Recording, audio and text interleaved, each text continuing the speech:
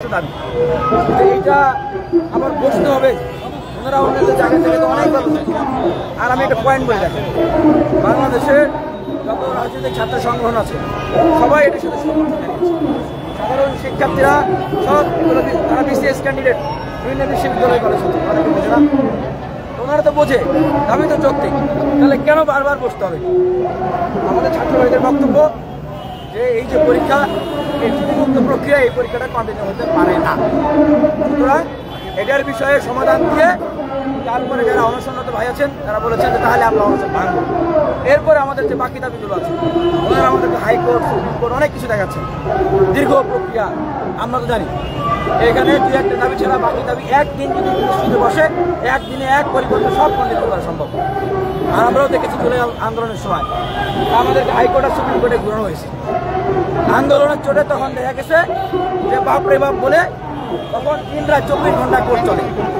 তো আমরা বলতে চাই যে এইভাবে ঠিক একই কায়দায় ছাত্রদেরকে মূলা চলাবেন, আর এই চেঞ্জি প্রজন্ম আপনাদের মূলার পিছনে ঝুলতে থাকবে, এটা জীবনেও হবে।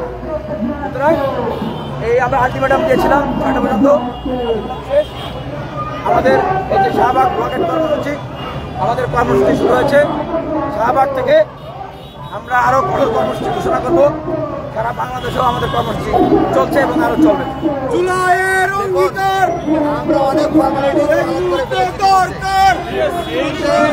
জুলাইয়ের অঙ্গীকার আমরা স্মারকলিপি দিয়েছি, আমরা মিটিং করেছি, গোল টেবিলে বসেছি, আলাপ আলোচনা করেছি।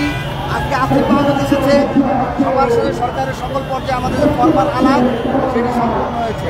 আমরা গতকাল শাহবাগ আটকেছিলাম, কিন্তু আমরা সরকারের দৃষ্টি আকর্ষণ করে আমরা দ্রুততম সময়ের মধ্যে কিন্তু চলে গিয়েছিলাম যদি জনগণের ভোগান্তি না হয়।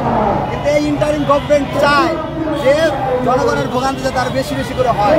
সেজন্য স্টুডেন্টরা মৃত্যুর সাথে পাঞ্জা লড়ছে, অথচ উপদেষ্টাদের হুঁশ থাকে না যে কিন্তু এই অনশনরত শিক্ষার্থীর সাথে সাক্ষাৎ করা দরকার।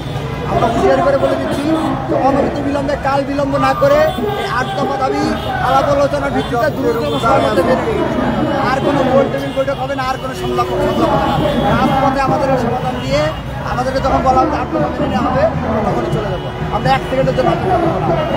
যতক্ষণ পর্যন্ত আমাদের সংস্কার না হবে তত সমাধান হবে কোন পথে? সমাধান হবে কোন পথে? রাজপথে, রাজপথে। জুলাইয়ের অঙ্গীকার, জুলাইয়ের অঙ্গীকার, জুলাইয়ের অঙ্গীকার, 8 দফা আমাদের দাবি। দর্শক শুনছিলেন এখানে শিক্ষার্থীরা তাদের যে 8 দফা দাবি এবং সেই দাবি আদায়ে তাদের যে কর্মসূচি, সেই কর্মসূচির বিষয়ে কথা বলছিলেন। Immigration to Canada. We provide the best quality service and solution for Canada immigration. Please visit our website and contact for details.